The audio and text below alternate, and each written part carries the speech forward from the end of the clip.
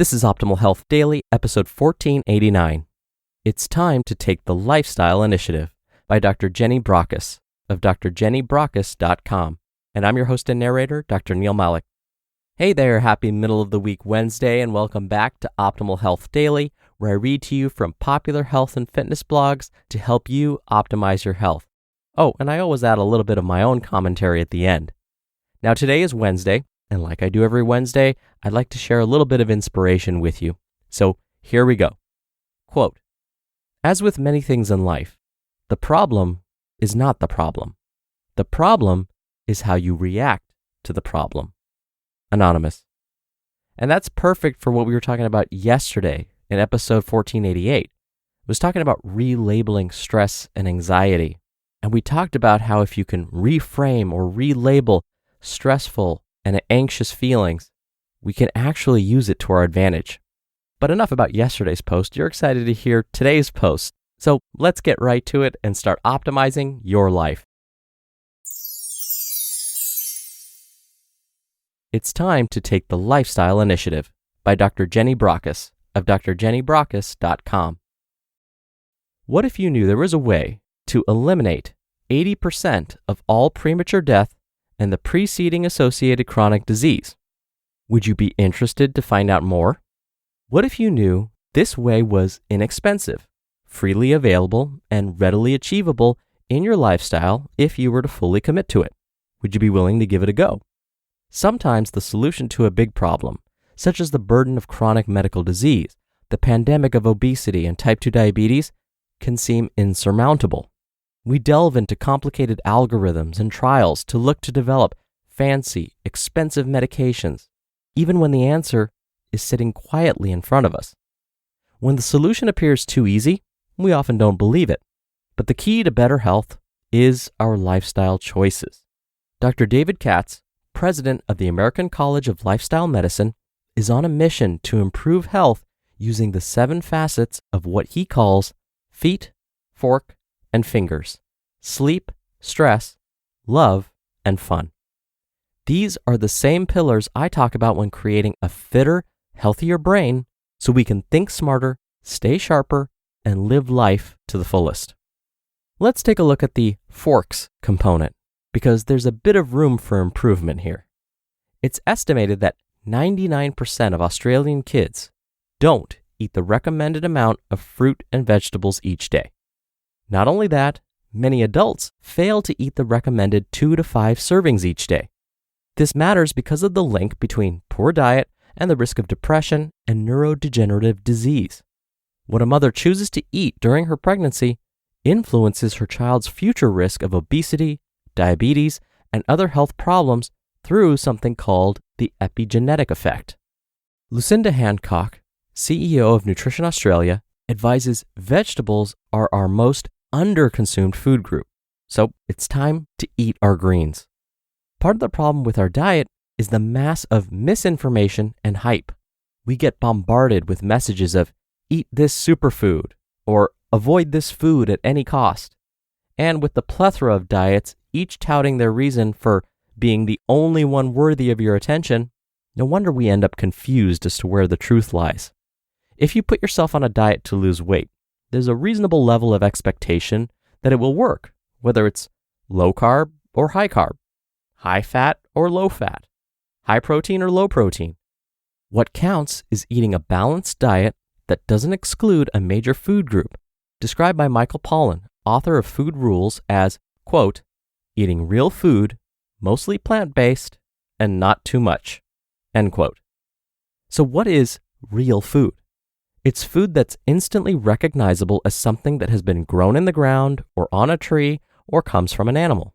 While we are encouraged to read the labeling on packages, especially those products suspected of being high in added refined sugar, salt, or fat, simply picking those items that are fresh and unprocessed automatically provides you with food more likely to be the healthy option. Now let's debunk some myths too. Myth number 1, fresh food is too expensive. Not necessarily if you're choosing foods that are in season.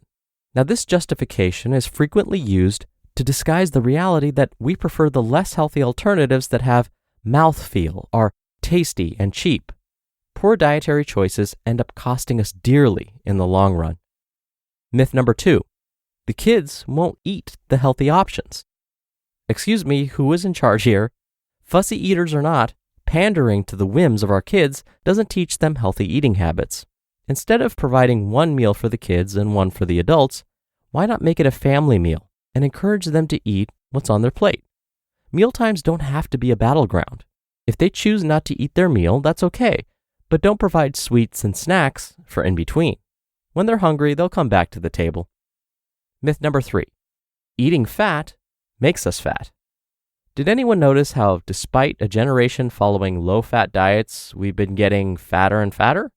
1 gram of fat has 9 calories, while 1 gram of protein or carbohydrate only have 4. We need fats to absorb our fat-soluble vitamins, and they make us feel fuller more quickly, so we're not tempted to eat as much. Good fats, as those found in avocados, oily fish, seeds, and nuts, are beneficial to our general health, brain health, and muscles. Fat isn't the problem. The problem is the overconsumption of calorie-dense, low nutritional value foods. Myth number 4, honey is better than sugar.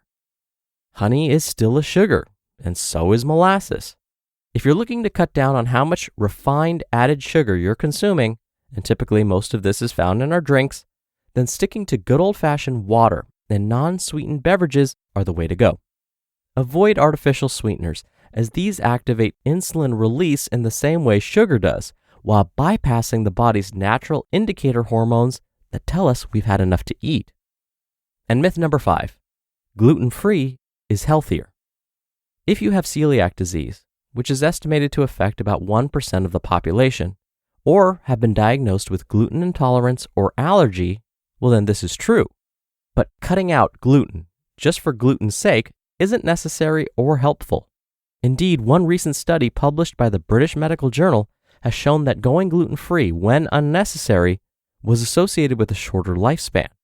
Plus, many of the gluten-free products are expensive, costing up to 17% more than the gluten-containing alternatives. Contributing to a healthier lifestyle begins with eating more good food, eating a variety of foods, avoiding the processed stuff, and reconnecting to the joy of eating great and tasty fresh produce as much as possible. It's time we take the lifestyle initiative. Do you agree? You just listened to the post titled, "It's Time to Take the Lifestyle Initiative" by Dr. Jenny Brockis of drjennybrockis.com. Dr. Neal here for my commentary. I know how frustrating it can be when we hear conflicting nutrition information. And as we heard in Dr. Brockis' article, many professionals in the field acknowledge that this is something that can lead to confusion and mistrust. But luckily, many of the major foundational concepts we heard growing up haven't changed, like we all need to eat more vegetables. And when we say vegetables, think more dark green, leafy, orange, and red vegetables instead of the usual corn, peas, and potatoes. And we know that if we don't take the time to care for our health now, we will end up paying later. Take it from me. I took my health for granted and ended up with a chronic disease diagnosis at the age of 19. At one point, my health insurance and medication costs were over $1,000 a month. That means I spent over $12,000 a year just on my medical costs. That money could have been spent on so many other things. And these costs didn't include any surgeries, hospital stays, or even a second chronic condition which affects other people. And now I was lucky these costs didn't include surgeries, hospital stays, or even a second chronic condition. This was just managing one chronic condition. So take it from me. It's worth investing in our health now when we still have it. All right, that'll do it for another edition of Optimal Health Daily. Thank you so much for listening. Thank you for sharing this show with someone. And I'll see you back here tomorrow where your optimal life awaits.